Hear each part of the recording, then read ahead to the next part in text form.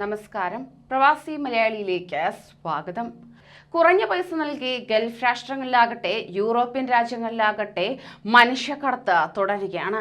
ഇത്തരത്തിൽ ഞെട്ടിക്കുന്ന വാർത്തകൾ കേരളത്തിലെ കൊല്ലത്ത് നിന്ന് പല വിധത്തിൽ നാം കേട്ടിട്ടുണ്ടെങ്കിലും ഇന്ന് അത് തെളിഞ്ഞിരിക്കുകയാണ്.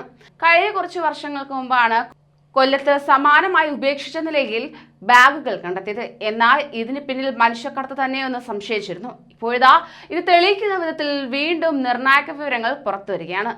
മത്സ്യബന്ധന ബോട്ട് വഴി കാനഡയിലേക്ക് കടത്താമെന്ന വാഗ്ദാനത്തിലെത്തിയ 11 ശ്രീലങ്കക്കാർ കഴിഞ്ഞ ദിവസമാണ് കൊല്ലത്ത് വെച്ച് പിടിയിലായത്. വിദേശത്തേക്ക് കടക്കാനുള്ള സംഘത്തിൽ കൂടുതൽ പേരുണ്ടാകുമെന്നും സംഘത്തിന് പിന്നിൽ വലിയ മനുഷ്യക്കടത്ത് മാഫിയാണെന്നുമാണ് അന്വേഷണ ഏജൻസികളുടെ പൊതുവെയുള്ള വിലയിരുത്തൽ.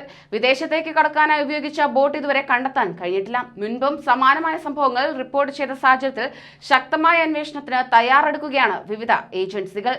അതായത് കാനഡ, ഓസ്ട്രേലിയ, ന്യൂസിലാൻഡ് എന്നിവിടങ്ങളിലേക്ക് കടത്താമെന്ന് വാഗ്ദാനം ചെയ്താണ് ശ്രീലങ്കൻ പൗരന്മാരെ കൊല്ലത്ത് എത്തിച്ചതെന്നാണ് പോലീസ് വ്യക്തമാക്കുന്നത്.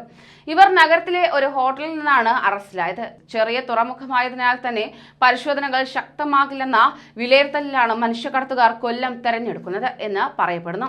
കൂടാതെ മത്സ്യബന്ധന ബോട്ടുകളുടെ ബാഹുല്യം മൂലം ഇത്തരം നിയമവിരുദ്ധമായ നടപടികൾ എളുപ്പം കണ്ണിൽപ്പെടില്ലെന്ന നോട്ടവുമുണ്ട്. തമിഴ് സംസാരിക്കുന്ന തൊഴിലാളികളും ഏറെയുള്ളതിനാൽ തന്നെ ശ്രീലങ്കൻ തമിഴ് വംശജരെ അധികം ആരും ശ്രദ്ധിക്കുകയുമില്ല. എന്നാൽ കടത്തിനായി എത്തിക്കുന്ന സ്ത്രീകളോട് അധികം ആരുടെയും ശ്രദ്ധയിൽപ്പെടാതെ ബോട്ടിൽ കയറണമെന്ന് നിർദ്ദേശിക്കാറുണ്ടെന്നും പോലീസ് പറയുന്നു.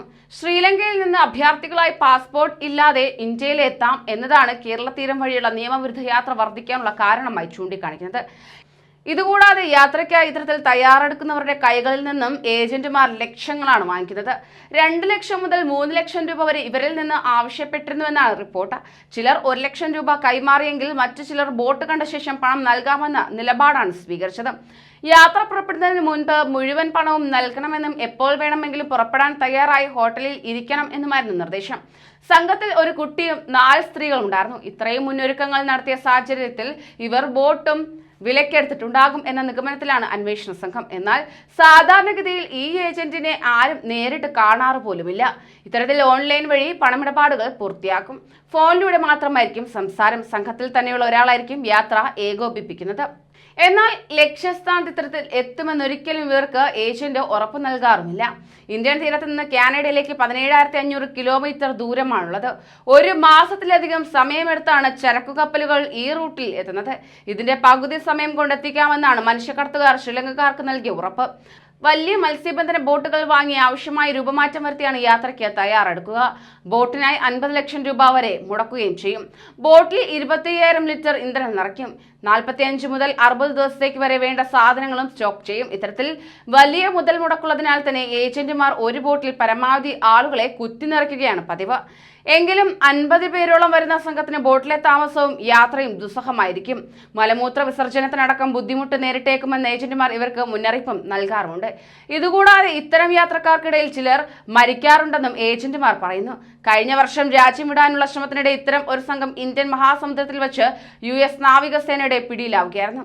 തമിഴ്നാട്ടിലെ ക്യാമ്പുകളിൽ നിന്ന് രക്ഷപ്പെട്ടവരാണ് നടുക്കടലിൽ വെച്ച് പിടിയിലായത്. കേരളത്തിൽ നിന്ന് ദക്ഷിണാഫ്രിക്കയിലെത്താനും അവിടെ നിന്ന് കാനഡയിൽ അഭയം തേടാനുമായിരുന്നു പദ്ധതി. എന്നാൽ കടൽക്ഷോഭം മൂലം യാത്ര തടസ്സപ്പെട്ട് മൗറീഷ്യസിന് സമീപം കടലിൽ കുടുങ്ങിയ സംഘത്തെ US സൈന്യം പിടികൂടുകയാണ് ചെയ്തത്. വിദേശത്തേക്ക് കടക്കുക എന്ന ലക്ഷ്യത്തോടെ കേരളത്തിലെത്തിയ സംഘത്തിൽ പലർക്കും പാസ്പോർട്ട് പോലും ഉണ്ടായിരുന്നില്ലെന്ന് അധികൃതർ അറിയിച്ചു. കാനഡയിലോ ഓസ്ട്രേലിയയിലോ എത്തിയാൽ ജോലി സമ്പാദിച്ചും വിവാഹം ചെയ്തും പൗരത്വം നേടാനാണ് ഇവർ ലക്ഷ്യമിടുന്നത്. എന്നാൽ ഇത്തരം നിയമവിരുദ്ധ കുടിയേറ്റത്തിനിടയിൽ 100 കണക്കിന് പേർക്കാണ് പ്രതിവർഷം ജീവൻ നഷ്ടപ്പെടുന്നതെന്നും ആരും അറിയാറ് പോലുമില്ല. എന്നാൽ ഇത്തരത്തിൽ ചിലവ് ചുരുങ്ങിയ യാത്രയായതിനാൽ തന്നെ അധികം പേരും ഇതാണ് തെരഞ്ഞെടുക്കുക.